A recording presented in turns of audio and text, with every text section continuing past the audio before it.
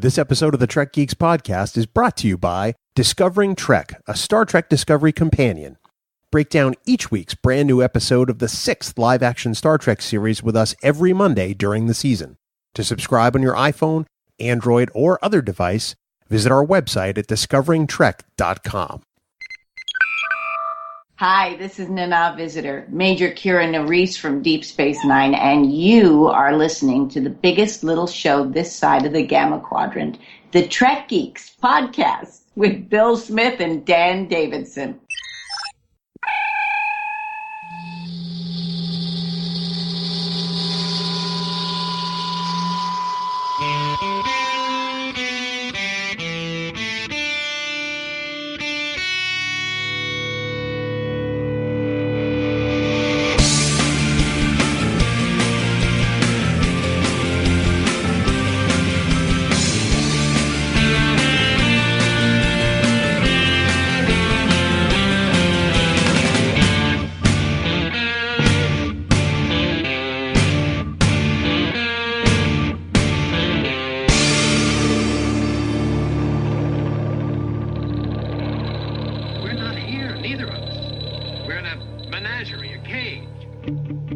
Biggest little show this side of the Alpha Quadrant, your independent Star Trek podcast. Greetings, everyone. Welcome to Trek Geeks. We're so glad you're here. Thank you for downloading and listening. It means a great deal to us that you're choosing to spend some time with us in your busy day.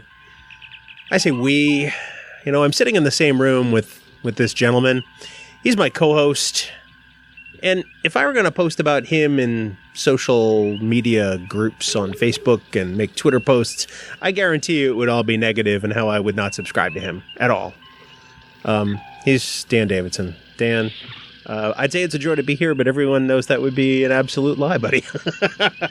Wow. First of all, you're Bill Smith. Let's tell everybody that. I am. As usual, I forget to get my name. I'm Bill Smith. He is Dan Davidson. Wow. Well, it's great to be here in person with you. Is it? It is. Is it? It is. Okay. It isn't.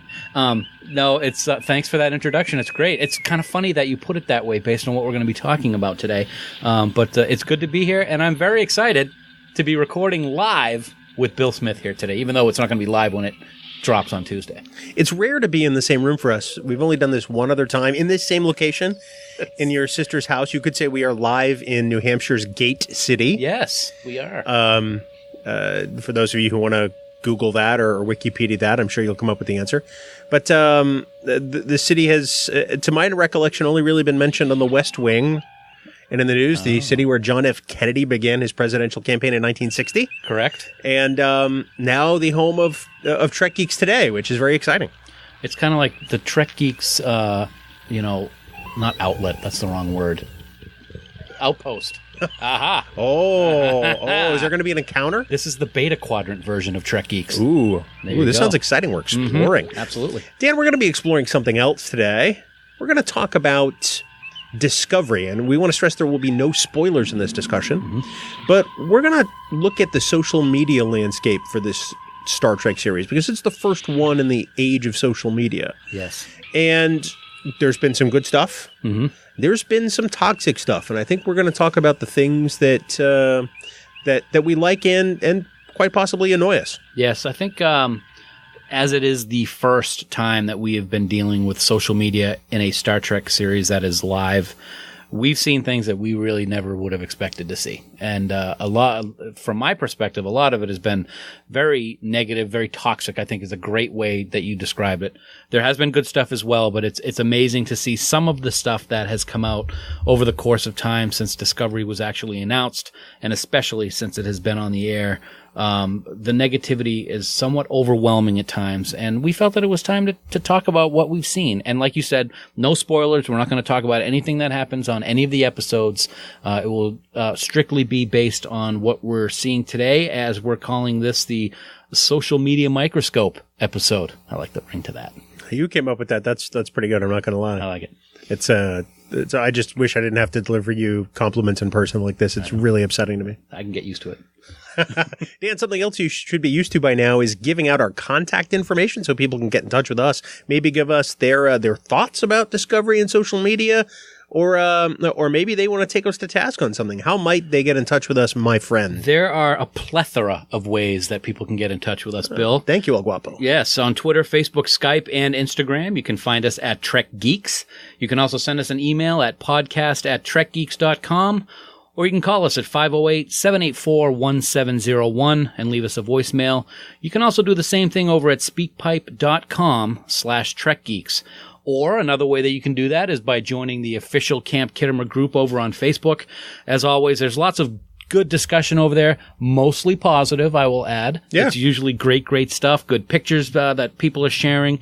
To join the group, just go right on over to facebook.com/groups/Camp Kittimer, and we will get you right into the group. Heather, Jackie, or Dan will be happy to let you take part in all the fun and frivolity. But, Bill. Yes, Dan. You must remember that any of these comments or messages you leave us in any of these places may be used in a future episode, Bill. It's really disconcerting to see your face when you make that voice. I did that on purpose. If only Drosen could see this, he'd be like, whoa, dude. No burgers today. No burgers today. Dan, before we go any further, normally we save this stuff till the middle or the end of the show, but we're pretty excited because Halloween was last week. We dropped an episode on Halloween and said, look, for Trek Tuesday, show us your Star Trek costumes. Mm-hmm. So we had a little Trek Booze Day, which was not a day where we consume alcohol. It was boo like it was boo like ghosts. Right. So, but we got a winner. We got a winner, and we're going to have another winner over at Discovering Trek tomorrow. We're having 2 winners this week. Or today, depending on how you look at it. Exactly. Yes, I would.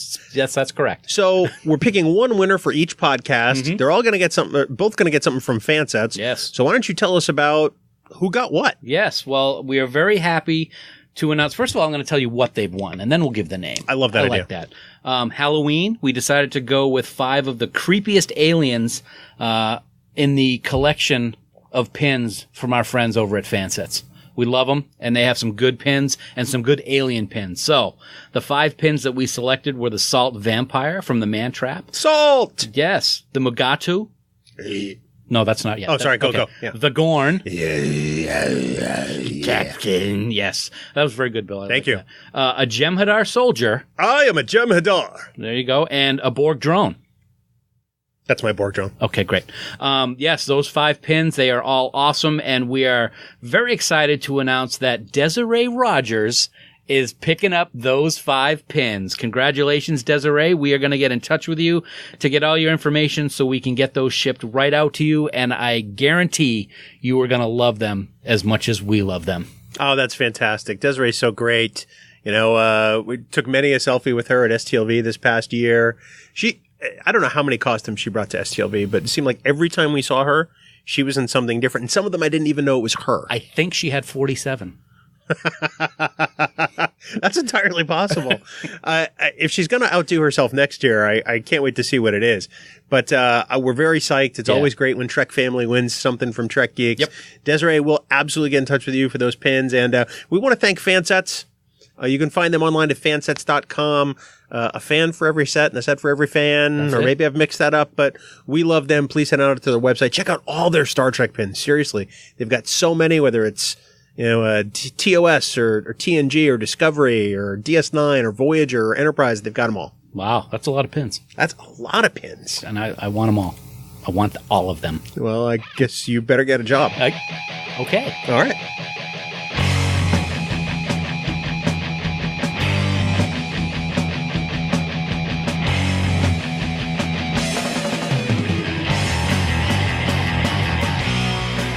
Dan, it's time for the news from TrekNews.net. Spanning the Alpha Quadrant. For all the news on all the Star Treks. It's TrekNews.net. Online at TrekNews.net. And Dan, before we get into this first story, I do want to just say that we have a bit of a parental advisory for it. This story does contain mature subject matter that may not be suitable for younger listeners. So for any parents listening with their kids, you may want to fast forward a few minutes or maybe even pause and come back to this later, but we're going to talk about a fairly serious topic. Dan, up first, Anthony Rapp made a disclosure this past week that was troubling on a variety of levels, and we want to talk about that. Very troubling, and there's so much that we can talk about this. We'll try to keep it as less as possible, but unfortunately, turns out that when he was 14 years old, he came forward and said that a sexual advance from Kevin Spacey to Anthony Rapp happened when he was just 14 years old at Mr. Spacey's apartment after a party. Quoting from the BuzzFeed article that this came out in, quote, in an interview with BuzzFeed News, Rapp is publicly alleging for the first time that in 1986, Spacey befriended Rapp while they both performed on Broadway shows, invited Rapp over to his apartment for a party, and at the end of the night, picked Rapp up, placed him on his bed, and climbed on top of him, making a sexual advance. According to public records, Spacey was 26 and Rapp was 14. End quote. I am so troubled by this. It's probably good. Anthony has since made a statement to People magazine after that, and I'll read that part now. And he says, quote, I came forward with my story, standing on the shoulders of the many courageous women and men who have been speaking out to shine a light and hopefully make a difference as they have done for me, the actor said in a statement to People. Quote, everything I wanted to say about my experience is in that article, and I have no further comment about it at this time, end quote. And honestly, he shouldn't have to.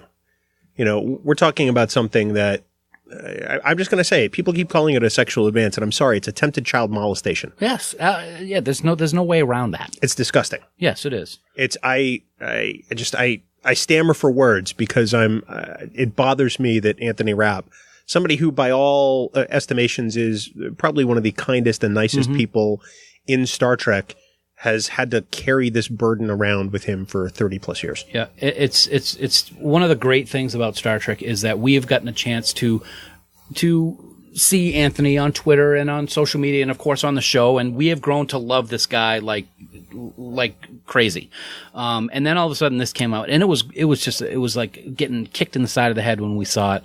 One of the things that I found very interesting in the article, because I've also seen some people question this, is, well, how come he's coming out with it now? This happened so long ago. Maybe he's not telling the truth, that type of thing. But one of the things in the article that I liked to read, if you can like anything about what we're talking about, is the reporter did say that he verified with several people that Anthony Rapp has told this story to those people over the years since it happened. So it's not like this is coming out for the first time. Publicly it is, but it's not something that just all of a sudden is there for people to chew on. I don't doubt it for 1 second. I don't, unfortunately. There have been plenty of times Anthony Rapp has told this story and not name dropped who the person was. And I am absolutely okay with him doing it now, especially in the wake of the Harvey Weinstein things, because it's shining a light on the really seedy underbelly of the entertainment industry. The things that people have suspected for a long time that, we sort of delude ourselves to believe no longer exist there, Yeah. But they really do, because people have this power. The Harvey Weinsteins of the world. Somebody like a 2-time Oscar winner and a Tony Award winner like Kevin Spacey. Now, granted, nothing has been proven against Kevin Spacey, but, and certainly he's innocent in theory until proven in a court of law. Or until proven guilty in a court of law. And that's great as far as a legal standard. But Kevin Spacey didn't issue a denial. Exactly. That's what I was going to say. He said it's not like he said it didn't happen. We're going to get into that actual statement that he made later on, because that in itself is a new level of low and disgust. But one of the things that we have talked about, and a lot of people have been talking about on Twitter and other areas of social media, is that one Star Trek alum has taken a very contradictory and inflammatory stance on what Anthony Rapp revealed to us.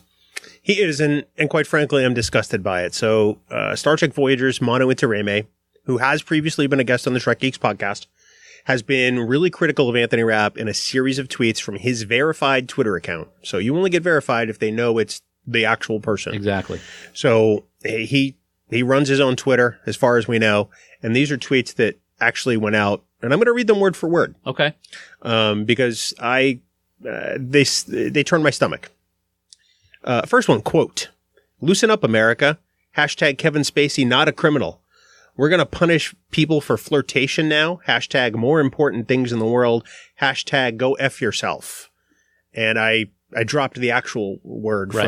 from my readback. Apparently, it's flirtation. Yeah. The second one, quote, Anthony Rapp, he was able to leave before the encounter went any further. Everyone should shut up. This isn't assault. This is just life. Life. Yeah. Tweet number 3. Will the Star Trekkers stop liking me if I think Albino Kid is a whiner and Kevin Spacey's response is admirable? This isn't assault. Hashtag PC Wimp. Oh, man. That's helpful. Yeah. And the last one, quote, sexual harassment's pretty hard to define. Those who abuse its power deserve to be punished as much as those who harass. Hashtag PC is dangerous. Hashtag crybaby. So Mano Intiraymi is essentially saying that, yeah, Kevin Spacey didn't do anything wrong. It was flirtation. And Anthony Rapp with a 14-year-old, and Anthony Rapp is a crybaby. Yeah, and I'm going to do Mr. Intiraymi a favor, and I think you already have done him a favor. He said, "Stop liking me if you got a problem with this." Guess what? We've stopped liking you. Yeah, done. Yeah, done. You know, frankly, I'm disgusted by Mano Intiraymi's comments. He's an intellectual coward. How can he not understand what the abuse of an underage child is? If he wants to suck up to Kevin Spacey, that's great. But now with even more revelations of Kevin Spacey's alleged misconduct, he looks like an idiot. Mano's comments were moronic. They were disgraceful, and I will never watch anything he does again. And honestly, we're going to remove his episode of Trek Geeks from our feed so it can never be downloaded again. Kevin Spacey has been accused of attempt of, and I can't stress this enough, child molestation. That's what we're talking about here. For Mano Intiraymi to be okay with that, I am absolutely stunned and speechless. The worst part of this is that Spacey has used his non-apology to Anthony Rapp to pretty much come out. And that's equally as disgusting to me, Dan, as if these two events were somehow equivalent on the spectrum. You know, I'm a huge House of Cards fan. I've watched it and rewatched it. I'm a big politics nerd, or at least I used to be, and I will never watch that series again. I'm elated that Netflix has canceled it because Kevin Spacey doesn't deserve it. He's an executive producer of that show, so even if it continued without him, he would still make money from it as an EP. So I am glad it's gone. I am glad also that Anthony Rapp is using his voice and detailing what he suffered through. And while I am so terribly, terribly sad that he's been living with this for decades, I am glad that he's been courageous and shown a light on this misconduct because it will help others. His courage is without measure, and Mr. Spacey's cowardice is to use the LGBT community as a shield for what he did as an excuse to now come out. I think that the way that statement was worded was one of the most cowardice things I have ever read, especially from someone in the entertainment industry or someone that has a voice. He's got a voice. Mm-hmm. And the unfortunate thing is that is going to work for some people. They're going to look at it as, oh, he's coming out. That's great. Yay. And, great.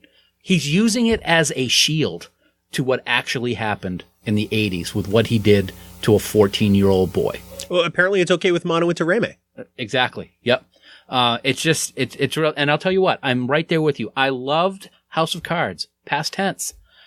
I have not started this current season that's on Netflix, and I won't be starting it.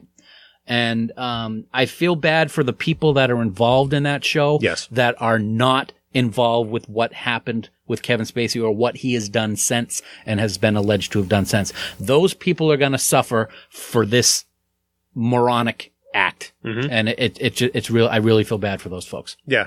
I mean, it's disgusting. This isn't about flirtation. This isn't about a sexual advance. No. This is about somebody trying to have sex with a child.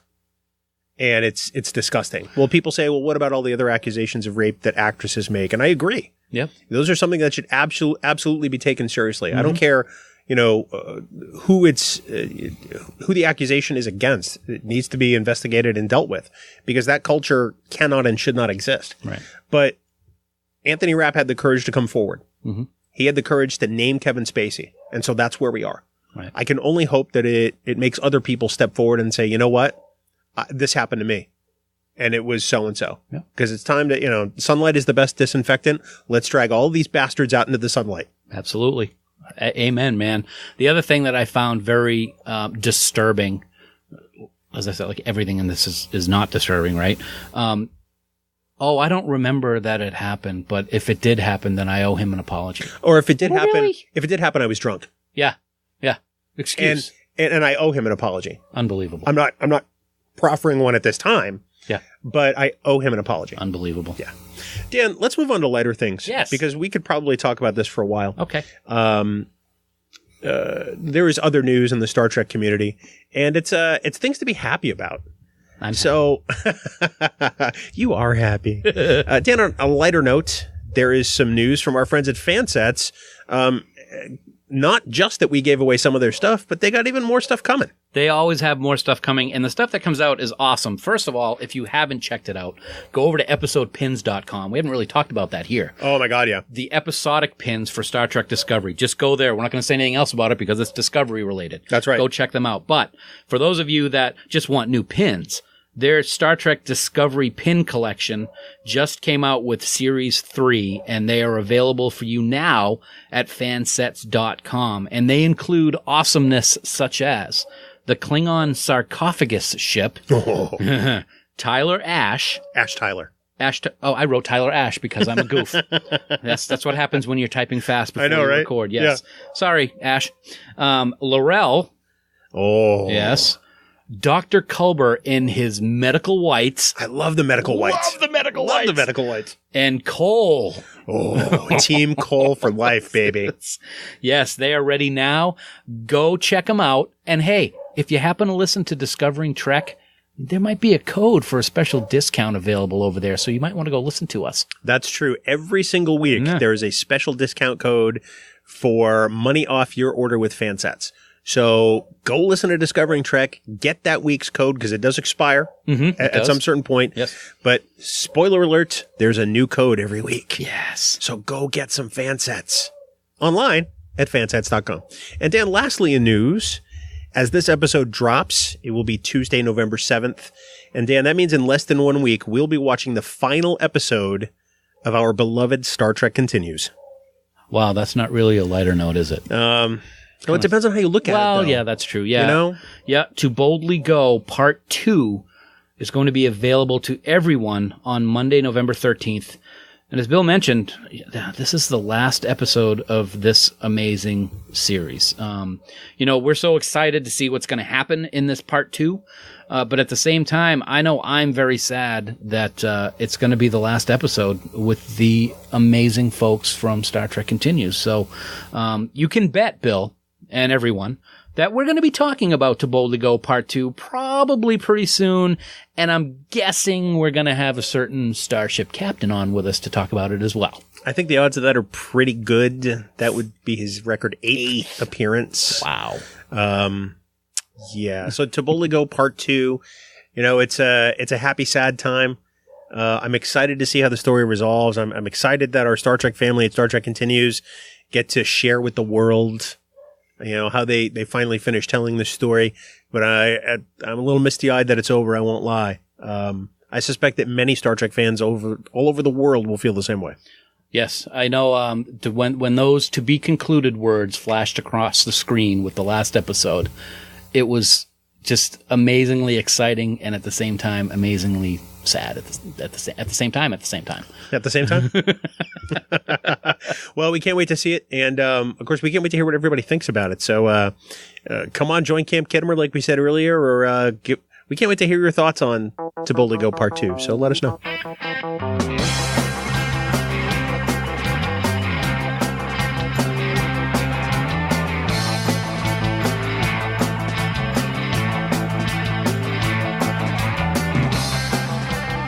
So, Dan, in this age of social media, there's been a lot of Star Trek Discovery talk, and we're going to discuss some of that today.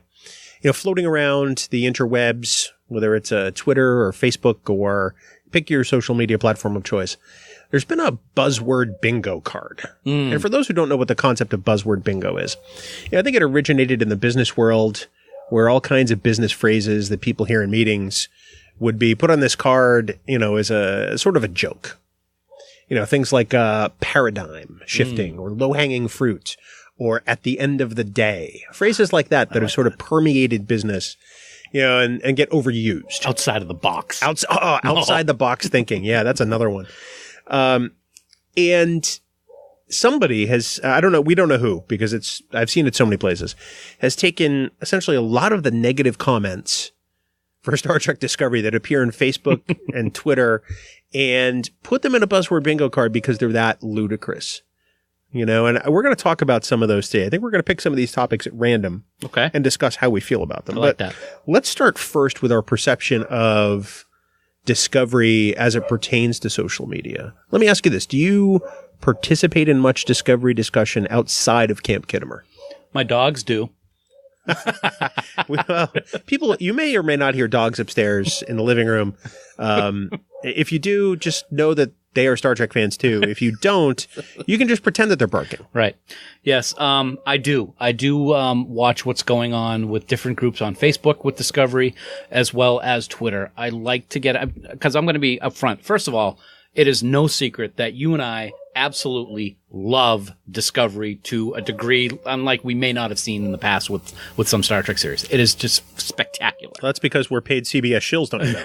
Yeah, exactly. And I say that in joking. We are not paid CBS shills. Not. But when there are issues with the show and things we may or may not like, we'll point them out. But we love it. And we love telling people that we love it. So on Camp Kittimer, like you mentioned, we have a lot of people in the group. And the high percentage of people love Discovery. But there are groups out there where people do not. So I like to get it to see what's happening on both ends of the spectrum, just to see some of the crazy talk that's going out there, that's going on out there. So I do follow in different areas. Do you engage at all? No, I do not. Why?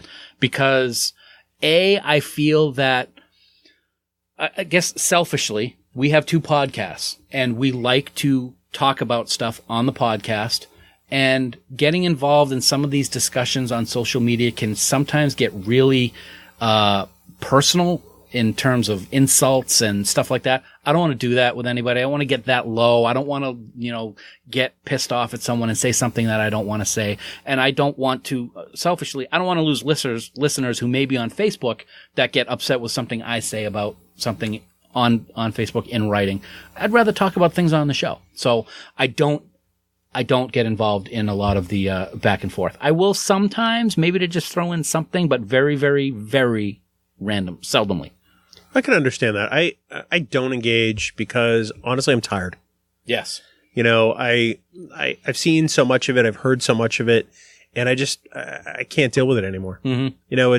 It strikes me as people just being negative for the sake of being negative. If they want to come up with something constructive, great. Tell me why you don't like it. That is the key. Don't just say it sucks because it's Discovery and it's on CBS All Access. Yep, exactly.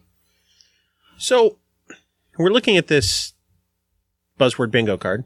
There's some good stuff on. I know. Well, okay. So why don't you go ahead and pick one at random, and we'll talk about it. I refuse to pay for this. Oh, the center square. All right, so it's a 5x5 card, and the center square is I refuse to pay for this, and it's in bigger and bolder letters than the rest. And that does tie into some of the other slots on this card. Yes, it does. But let's talk about this. I refuse to pay for this. I am sick to death. Oh. Well, it's not on free TV, so I'm not going to pay for it. CBS is holding Star Trek ransom. That's my favorite excuse. Yeah.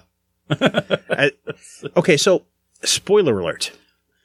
Unless you were watching Star Trek over the air using an antenna, say on H&I, your favorite channel, then you are paying somebody to watch Star Trek.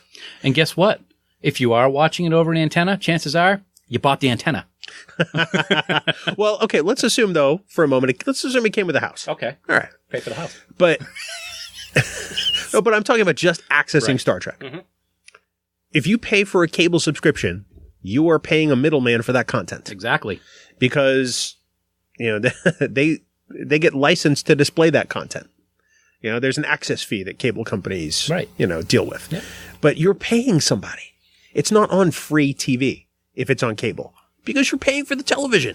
What's the phrase? Nothing in life is free. That's true. Yeah, absolutely. The one that the thing that I like about this one is because you're damn sure that people are making fun of some of these comments online, and I've seen them. My favorite meme these days: I refuse to pay for this, this new Star Trek, and the picture that they're using for this meme is a room full of Star Trek merchandise. Oh, I've used that one myself. It's beautiful. It's great. It's literally wall-to-wall, floor-to-ceiling, nothing but Star Trek toys and merch. Yep. And it's like, I refuse to pay $6 a month to watch Star Trek. And, it's people complain about that meme, but it is so spot on. It is. I know people who pay hundreds, maybe even $1,000 to go to Star Trek Las Vegas and vacation for the week. Mm-hmm. Or maybe more. Yep.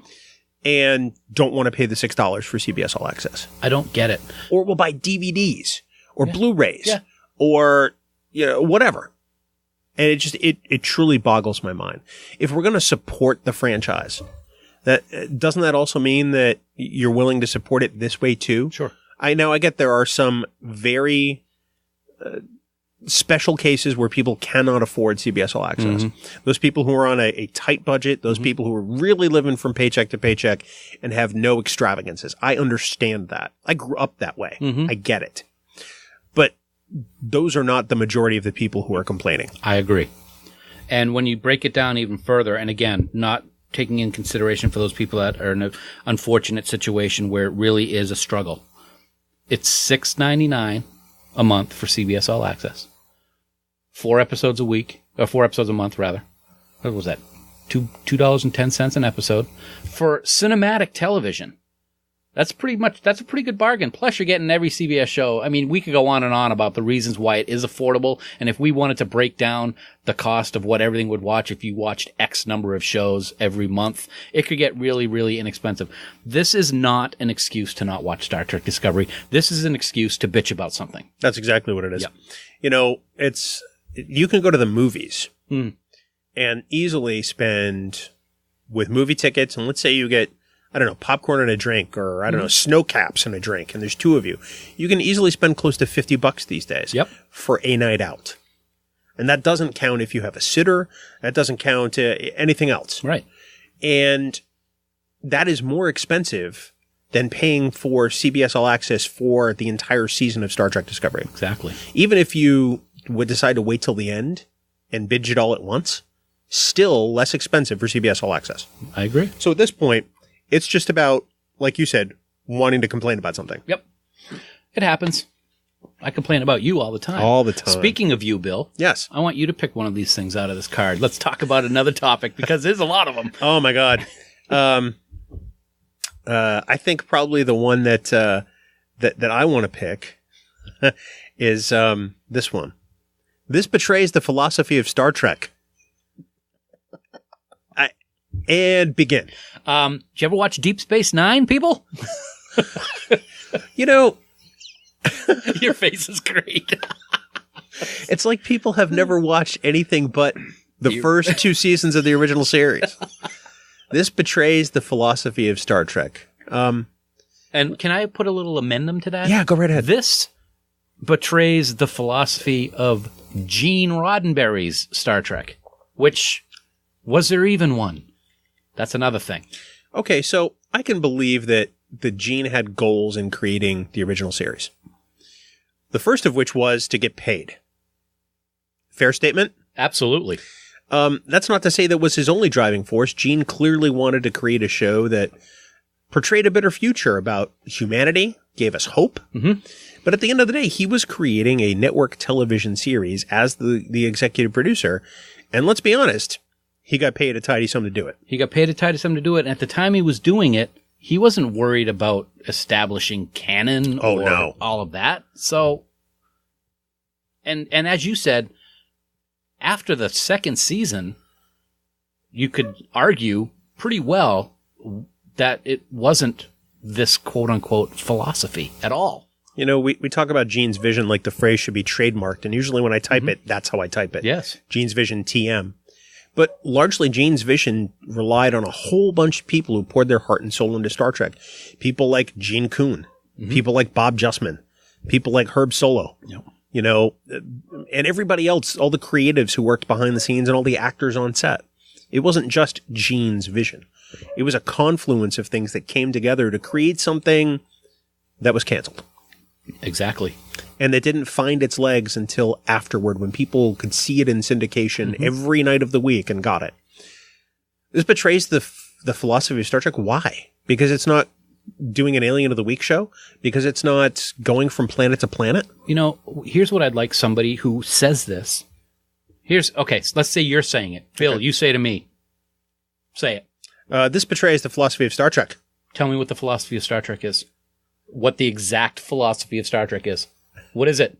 Hello? It's open to interpretation. Thank you. But here's what people will default to. Well, Star Trek's about hope. Star Trek's about a brighter future. And Discovery's dark. It's about war. Okay. Don't you hope they win the war? Don't you hope that this war causes them to get to the point that we saw in Gene's vision 10 years later with Kirk and Spock? You know, we're dealing with a Starfleet that is having to make very un-Starfleet-like choices to ensure their survival. Right. You know, to create a future for which there is something to hope for. And I don't think that betrays Gene's vision, quote unquote. I don't think that betrays the philosophy of Star Trek, because, you know, we were in aggressive stances with the Klingons during the original series until we got to Organia. Yeah. You know, there was always the threat of war with the Klingons in the right. original series until then. Yep. And the Organians said, yeah, that's enough of that, guys. Oh, wow, our weapons are hot. Ooh. You know, there is hope in Discovery. A lot of hope. And the thing that I come back to, and people have taken me to task for this on social media, go figure, is that if you don't see the hope in Discovery, in my opinion, it's because you don't want to. Whether you're being intellectually dishonest about it or whether you just want to complain, there is hope in Star Trek Discovery, and it's fantastic. Right. You know what one really aggravates me? I know what words you were going to use, and thank you for choosing different ones. Go ahead. Orville is better. Oh, God. Now, I will say this. I have not watched more than 5 minutes of the Orville, so I can't say whether Orville's better or not. I'm guessing it probably isn't based on what we think of Discovery. I watched a few minutes of the opening show of the Orville, the first episode during the hurricane in Florida back in September. It was a scene that they were being chased by aliens who looked just like the Jem'Hadar, and the Orville was doing loops around the starship, the enemy starship. Yep. And I'm like, okay, I can't watch this. I can't get into this. I have heard people say a lot since that the show has gotten good, but at the beginning, before either show really took off or started, oh, Orville's better. Yeah. I've seen the first 6 episodes of the Orville. Okay. And I stopped. Okay. Because I kept hoping for it to get better. Now, I want to say that I know plenty of people who love the Orville and love Discovery at the same time. And I think that's fine. Yes. You know, I know plenty of people who love the Orville and don't like Discovery. That's your choice. I know plenty of people who love Discovery and hate the Orville. That's me. Yeah. Because I don't find the Orville to be original. People are attempting to say that it's a substitute for Star Trek. But I prefer my Star Trek to be actual Star Trek and not contain genitalia jokes. Yes. Yeah. I prefer my Star Trek to be serious. That's not Gene's vision. Sorry. The Orville, you know, I get the nostalgia behind it. It brings back sort of the 90s Trek. Mm-hmm. Okay, great. That's fine. Seth MacFarlane, as great as he is on Family Guy, is not a great actor.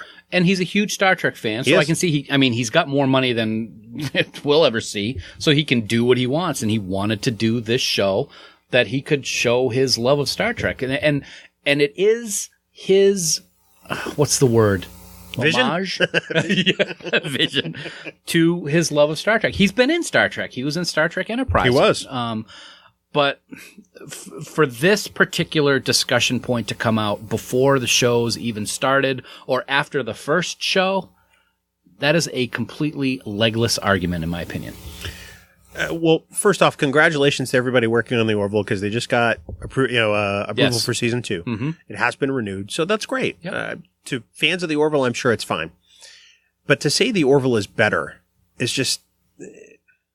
It's just spoiled grapes, or spoiled milk, sour grapes. And it's mixing my metaphors. It's so vague. It's better than what? Okay, Breaking Bad is better. You know. Well, they're specifically saying that the Orville is better than Discovery. Yeah, and many of them were saying that without even having watched Discovery. Exactly. So I I don't know.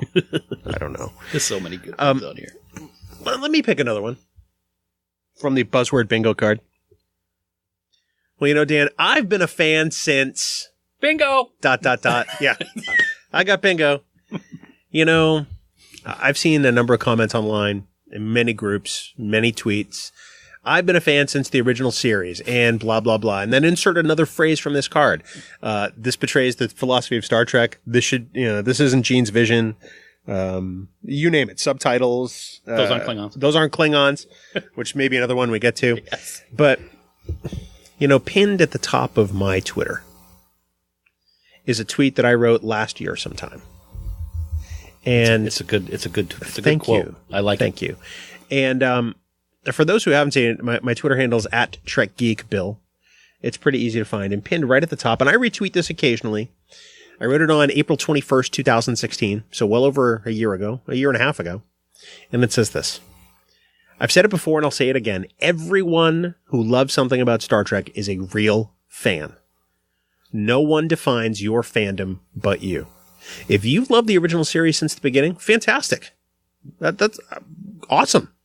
I've loved it since the 1970s, 1975 to be exact. Mm-hmm. I'm not exactly, I'm almost 10 years behind it, but that's based on when I was born. True. It doesn't make me any less of a fan because I came to Star Trek in the 70s. It doesn't make somebody who came to Star Trek during the TNG era any less of a fan. It doesn't make somebody who came to Star Trek in the Kelvin timeline movies any less of a fan because it's within the last 10 years. The fact is they love something about Star Trek, and that means they're a fan, and their fandom is just as valid as somebody who watched Star Trek on the September 8th, 1966. Right. In addition to your quote, one of my other favorite quotes comes from our great friend Heather Barker over from Disco Trek and Shore Leave. Great friend over at STLV. This Trek, or whichever Trek we put in, is somebody's first Trek. That means a lot. Mm-hmm. It means a lot to me, and my first Trek was TOS. Right. I think that is a great positive way to look at things. And she's absolutely right. And that's part of the reason why I get frustrated with reading some of these things. Because this is somebody's first Trek. Point out the positive. Let them know what they're in for, what the ride is going to be like. Don't start bashing it right off the top. These people are going to get, disenfranchised. Like that. That's good. That's pretty good. But your quote is, I love your quote, man. I actually, from time to time, when I'm on Twitter and I'm going to try to find something that I can't find on my page, I usually can find it on yours, and I see that pinned tweet all the time. People retweet it at least a couple of times a month because they discover it and they're like, yeah. My problem with the whole I've been a fan since argument is that it tries to put somebody in the position of being a greater fan than somebody else. And that's intellectually dishonest. Mm-hmm. That's gatekeeping at the highest level. Yeah. You can't have this thing because it's mine and I get to decide what it is. Well, no, I'm sorry. Right. You don't. You're a fan of it. Yep. You get to enjoy the next iteration. How many franchises have been around for over 50 years? James Bond. No. Superman. No. Batman. Star Trek. Lone Ranger. Spider-Man. It's probably close. Lone Ranger. Wow. 60s, I think.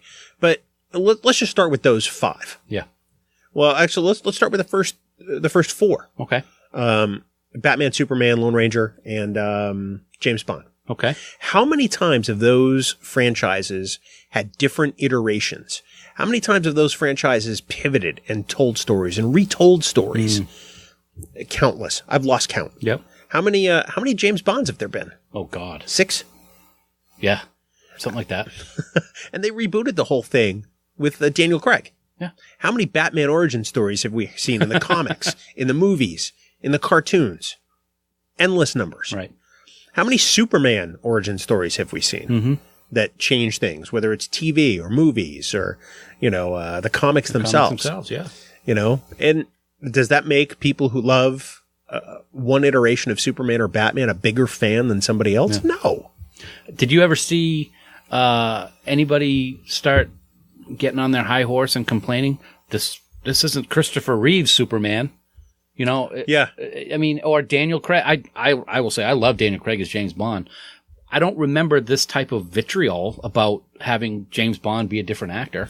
I remember debate when Daniel Craig was announced and somebody said James Bond doesn't have blonde hair or James Bond should sound like Sean Connery. Ah, yes. Greetings, Highlander. Oh my gosh. That's phenomenal. It's like when they turned Thor into a woman in the comic book series. Don't remember a lot of what we see with Discovery when stuff like that happen, because it's not a big deal. Or the IDW versions of the Kelvin timeline where they gender shifted everybody, which I thought were fantastic. Yes, absolutely. You know, I just well, all I can do now at this point is laugh. Laugh. Yep. Because I think these arguments are so ludicrous. I got one. Oh, well, lay it on me, brother. And this one is not only just stupid. It and I will say it. This one pisses me off. I think I know. I've got a guess as to which one it is. And I'll tell you if I'm right or wrong after you tell me what it is. They're forcing the gay on us, Bill. No, that's not what I thought it was. That is just so stupid. Oh, I'll tell you what. If you're going to ride that train, please don't stop in my town. Please don't ride the train. Yeah. You get off the train. Yeah, what train? Blow up the train. That's not what this train is about. God almighty. Last I checked, Star Trek was about diversity. Yep. Star Trek was about inclusion. IDIC. Yeah. Yeah. Infinite diversity and infinite combinations. Yep. Star Trek was about a better future where everybody was treated equal. Yep. I think that those people might have missed that memo. And by the way, that was Gene's vision. But no, in all seriousness, I mean, that kind of was the vision. Yeah. You know, on one level, you know, we don't worry about these petty things. Petty. Exactly. Because people are people. Yep. You know, if that's what you want to do, take your bigotry elsewhere. Because I don't want to hear it. Oh, I don't. And you know what? One of the things that we love about Star Trek, and I know it worked for me when I went through my dark time, I needed an escape. I needed to go someplace where I didn't have those petty things and that bigotry. And it hasn't changed. It's still the same for Discovery. There's no forcing of anything. And if you are thinking that way, you know what? Don't complain about it on social media. Just don't watch it. Leave us alone. Yeah. Because we don't want to hear it. And we love what they're doing. Go back to your Blu-rays and your Netflix and watch the Star Trek you want to watch. And just don't interact with the rest of us who are happy to see humanity portrayed in a positive light. Hallelujah. You know?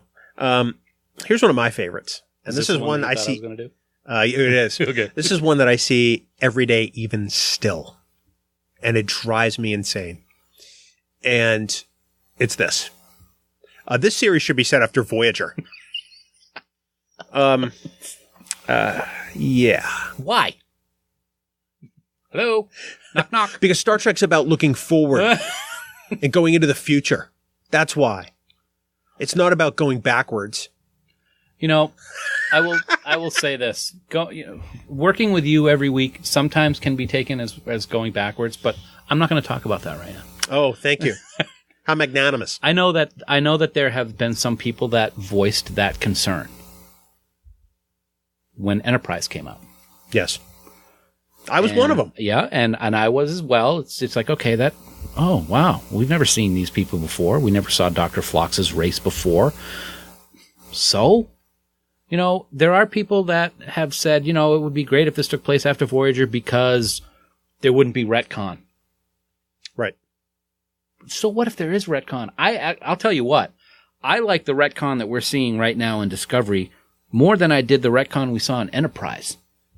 These writers in the writers' room are phenomenal. They are Trek fans to the nth degree, and they know what they're doing, and they are making sure that what they put into these stories is going to be something that we are not going to jump and bite their heads off as not being correct or accurate or something that wouldn't make sense because of a mistake, because in TOS episode 27, this was blah, blah, blah. They're doing the right things.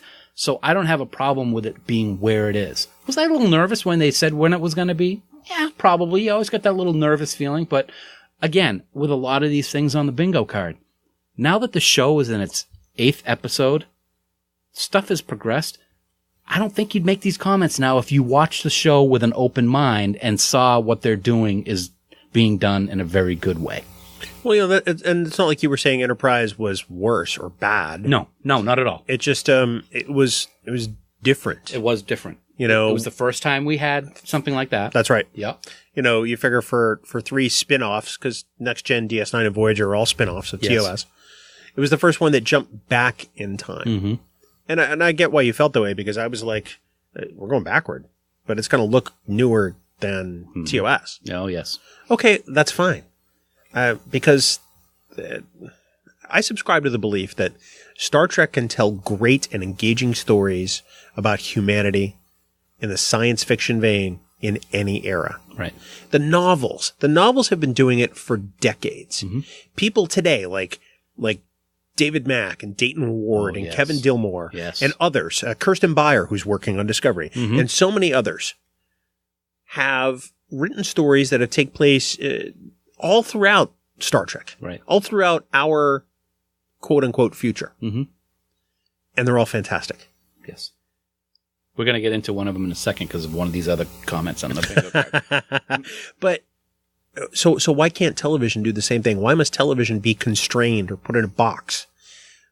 Because some fans think that it always has to go forward. Mm-hmm. Why can't it jump back to a different timeline? Why can't it jump back in between Enterprise and TOS? Well, it's going to look more futuristic than TOS.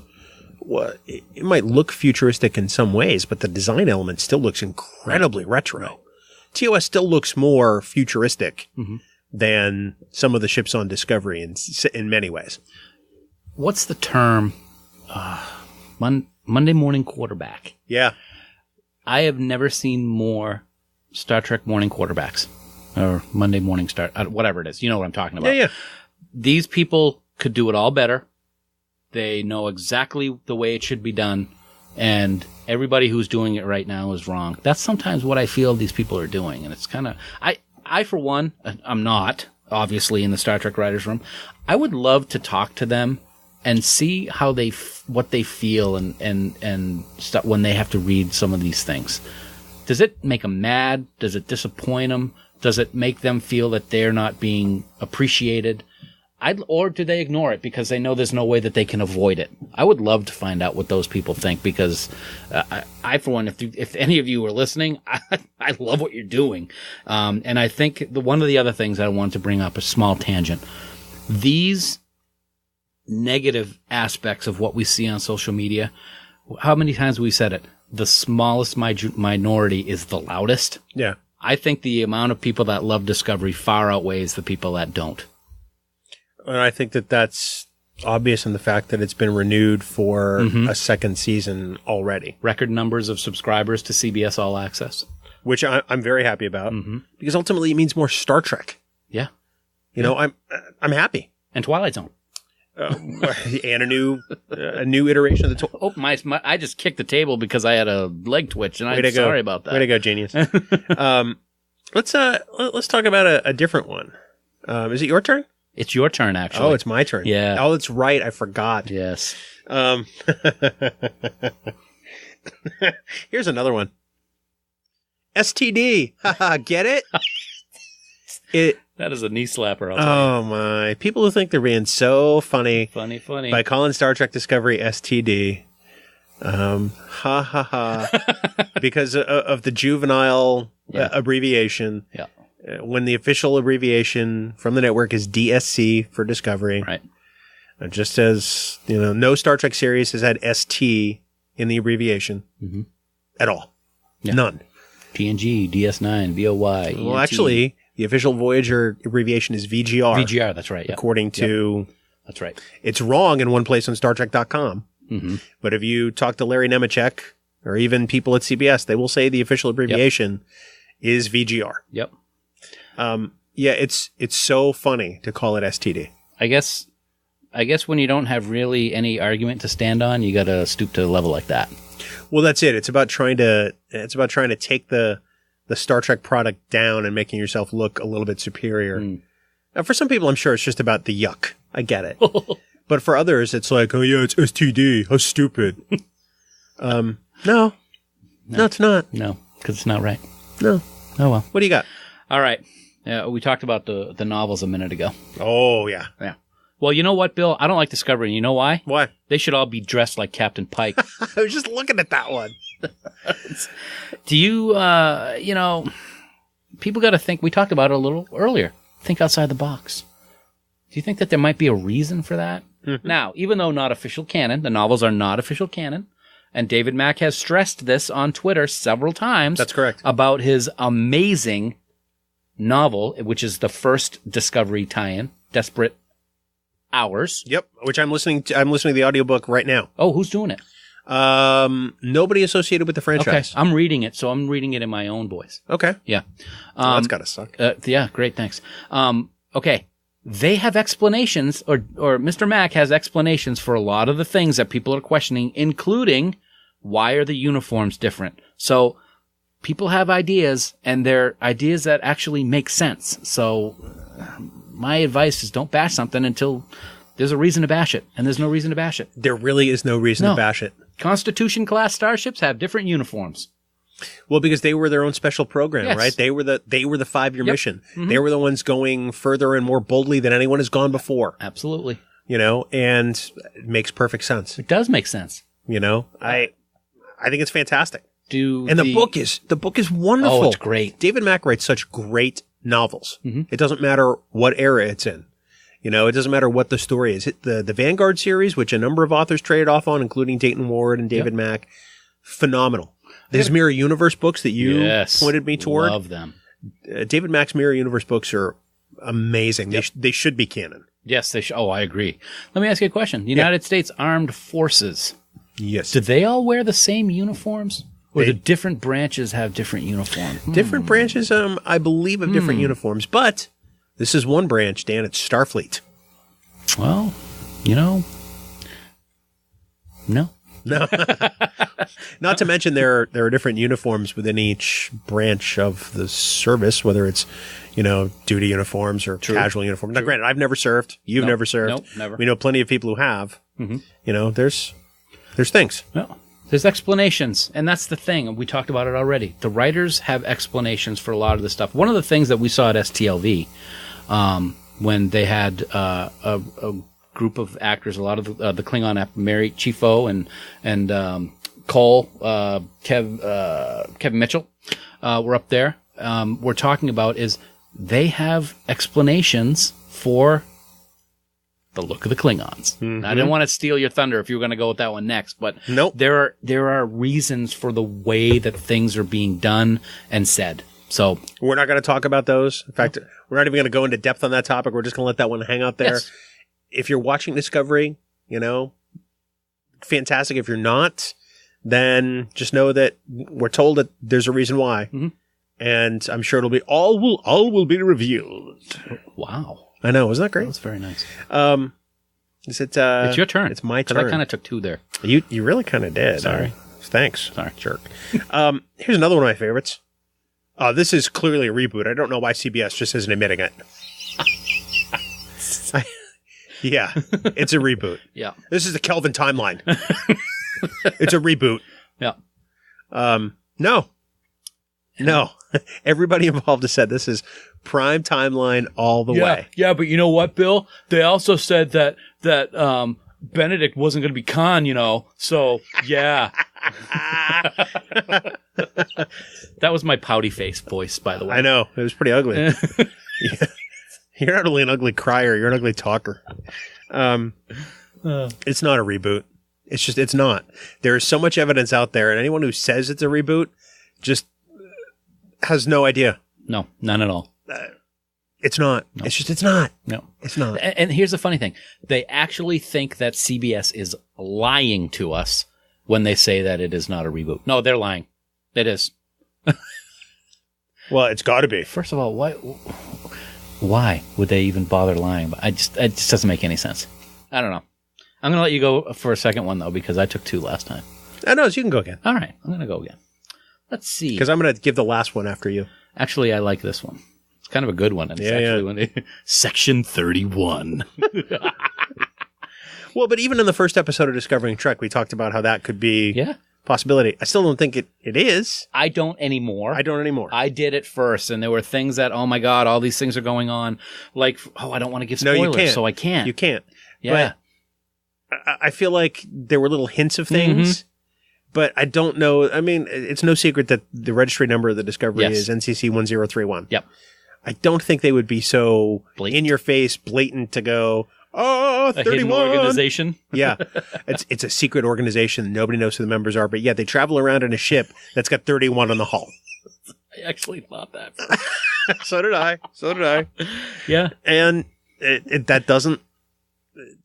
that's not the case. I will say that for me, that's kind of a fun one. We've talked about a lot of these being negative ones. I kind of think that one's a fun one of all the discussion going on social media. But it's the same one as the Mirror Universe one. Exactly. Oh, yeah, absolutely. Because it's obviously not the Mirror Universe. None of the ships have ISS on the hull.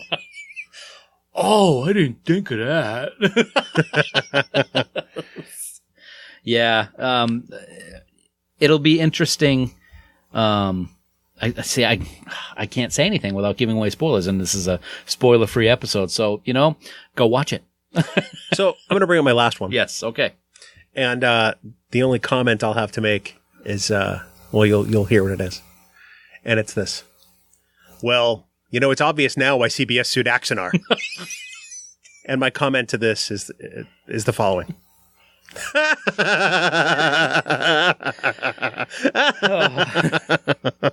Wait a minute. What's Axonar? Anyway, so Dan, that kind of wraps up our look at the DSC social media microscope. Before we wrap this, okay, tell me what you like the most about Discovery.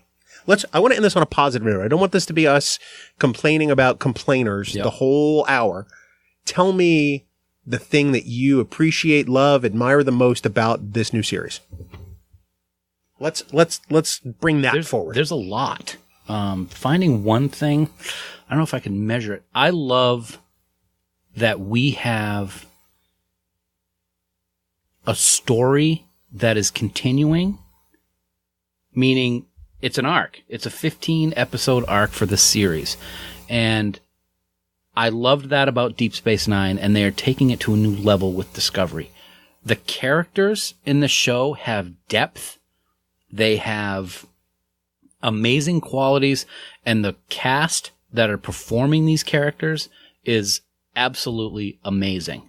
I could go on about other things. I love the technology that we live in today so that we can see special effects the way that we see them now. It is cinematic in scope in terms of the special effects but it all comes down. Vic Mignogna says this about Star Trek Continues. Story, story, story. And the stories that we have seen so far in the 8 episodes that have been out are awesome stories.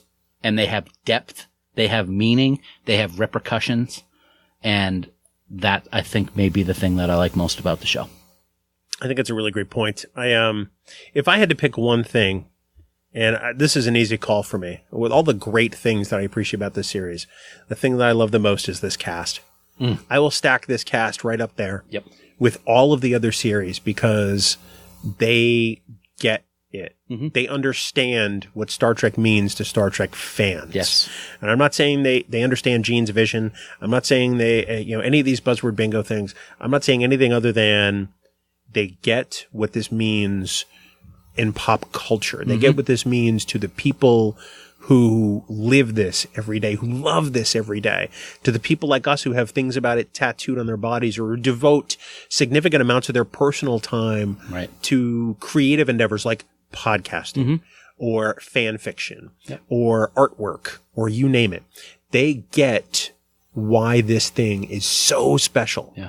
And that's what I love the most about this. That's what I wish that people could take away from all this, that the people involved, whether it's the cast or the creatives or the behind the scenes people, love this thing. Yep.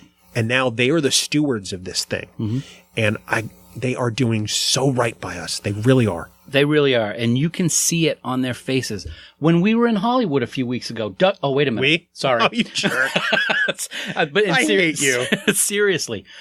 One of the things that I absolutely will never forget, ever, was when I talked to Mr. Doug Jones one-on-one for a few minutes when we were in Hollywood.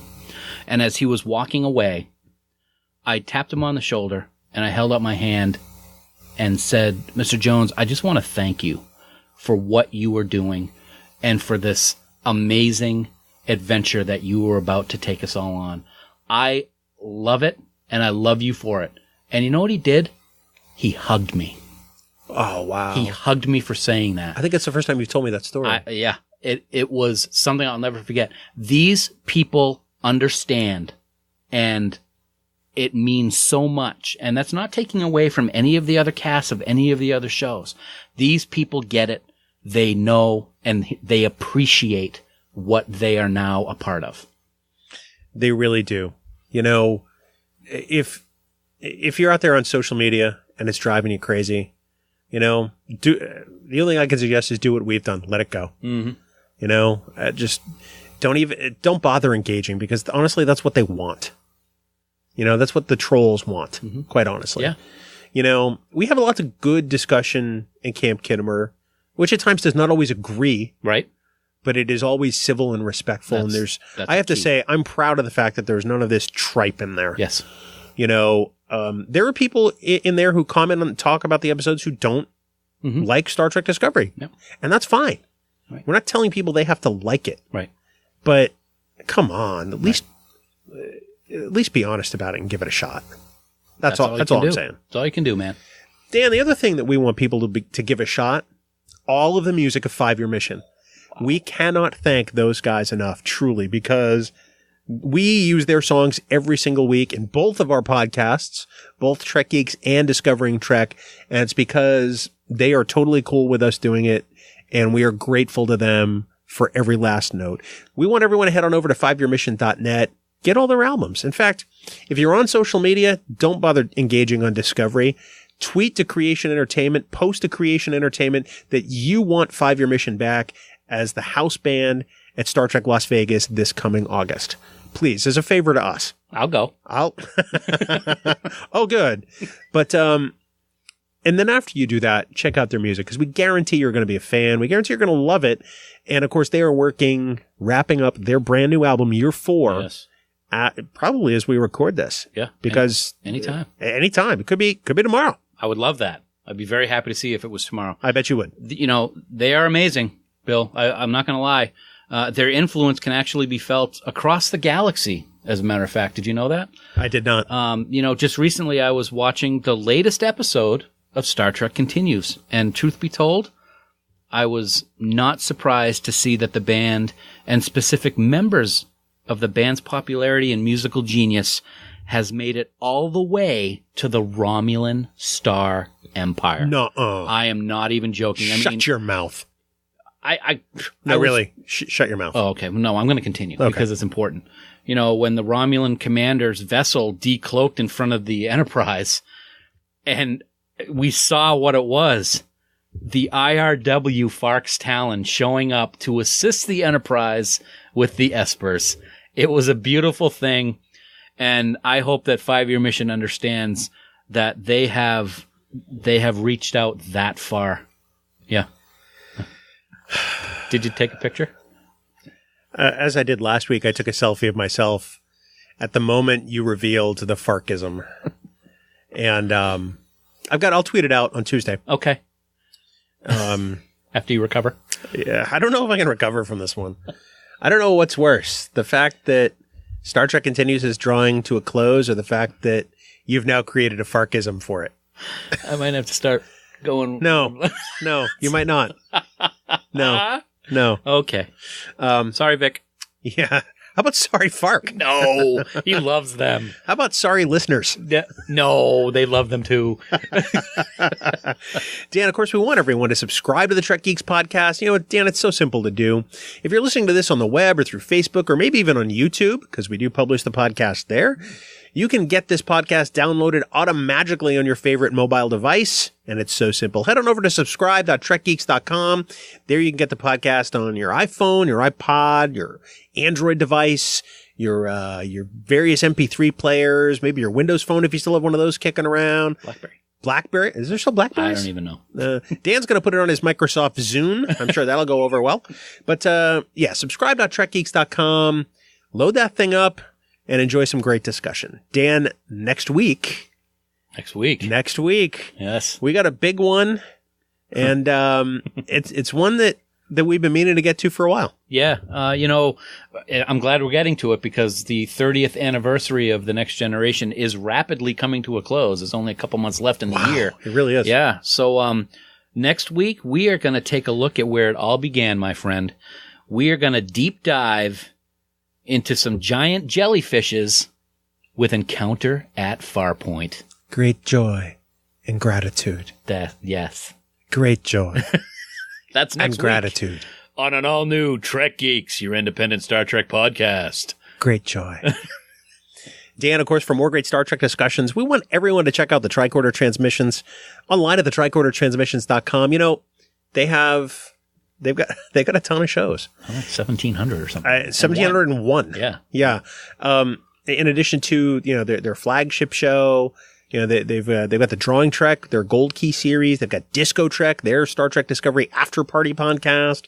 They've got a Tavacron. They've got Trek Ranks, hosted by our good friend Enterprise Extra, Jim Morehouse. No wrong answers. No, hashtag no wrong answers. And soon to launch, I hope I'm saying it right, dear Lord, Politrex. Ooh. A look at politics through the lens of Star Trek. Yeah, which I'm very excited about. That's going to be awesome. Is that Barry's? What's that? Is that Barry's? That is. That's awesome. The podcast that our friend Barry DeFord is going to be co-hosting over the Tricorder Transmission. So we're very excited for that. We love everyone over at Tricorder, so please head on over to the tricordertransmissions.com. Check out their shows. We guarantee they have something you're going to love.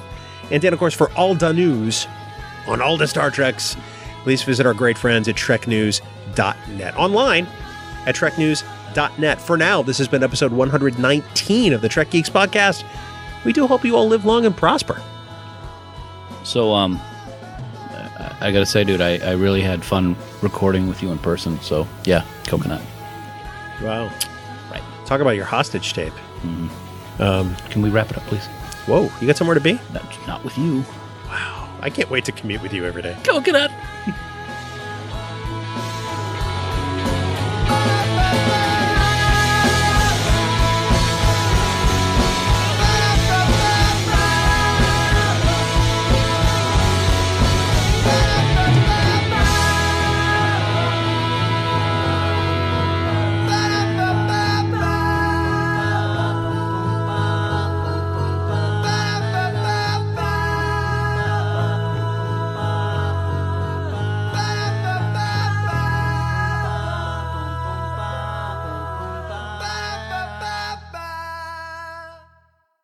Hey, buddy. No bing bong when we're in person? Sorry. Bing bong. Oh, yeah, we're in person. yeah, we're in person. You don't really have to do that. Yeah. Hey, buddy, how are you? Good. Wow, this is kind of fun. No. No, not at all. Hey, so, it's funny? I was listening to the podcast this week because I do. No, you don't. You said you're such a liar. And I have no idea why I kept calling Dr. Daner Dr. Dennehy. I didn't either. The fact that we didn't get an avalanche of emails is really quite amazing to me. But I felt quite silly, and I apologize to Dr. Daner. Exactly. So you're an idiot. Yeah. So, hey, you know what? Before we get started, I was at Disney a couple months ago. Yeah, during the hurricane. Exactly. Storms just follow you now. And they do. And I finally took me 5 days, but got power back. This time it's personal. And we have dogs barking upstairs. That's always fun. I don't think they'll hear that. Okay, good. I got you a little something from Disney, so you might as well open it here. It's not Star Trek related. Oh, well, but from Disney, I wouldn't expect it would be. No, because, it's Disney. It's not Star Wars related either. But you know what? Since, we're going to be commuting together and such, and we might need coffee from time to time. By the way, you let the cat out of the bag on that in the most really sublime way in the outtake last week. I did. I know that. People were like, you guys are going to be commuting together? I'm like, oh, don't remind me. Exactly. At least the first week we won't be. Ooh, it's a mug. Yes. Oh, that's very cool. Yes. It's a Disney World mug. It's got this really nice, sort of etched, sort of Wizard Mickey or Fantasia Mickey with inside a D with some magic going on. On the other side it says Walt Disney World 2017. I love it, buddy. Thank you. The way I think of it is you can think of the D kind of as Dan instead of Disney. How about that?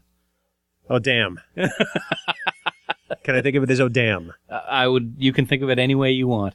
Enjoy it. I will. Thank you. I like this mug. This is fantastic. Yeah, Thank you. Nice. You're very welcome. So yeah, we don't start commuting together until after I get back from vacation. From vacation, yes. Yeah. So yeah, first week it'll just be me. Yeah, that's all right. That's good. I'm okay with that. I'm very okay with that. How about you? Then it's going to be going straight down the tubes. Face. This is kind of cool. Like you said on Facebook, it's only the second time we've done this face to face. Yeah, and in this location, which is your sister's basement. Yeah. Yep.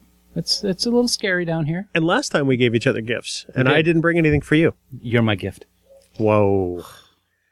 I actually do have something for you, which you'll get on your first day at work. Oh, all right. Excellent. I can't wait. Little cube thing. Oh, you got me a Rubik's? Yeah, not Borg, that's for sure. Can you imagine that product crossover, the Borg Rubik's Cube? Oh, my God. Wouldn't that be fantastic? That would be very cool. Let's talk to the writer's room. Let's talk to CBS Marketing. Let's get this going on. The Borg Rubik's Cube. Resistance is futile. That's fantastic. Resistance is puzzling. Oh. Oh, my. Oh, why am I not... I've been watching a lot of Mad Men recently. Yeah. And I feel like I could sell just about anything right now. You know, as much of a Lothario as Don Draper is scumbag, but man, he's great at what he does. Is he? Advertising-wise. I've never seen the show. It's fantastic. Yeah, I've never watched it. It's one of my favorites. I think after Orphan Black, I might take a swing at it, see how it is.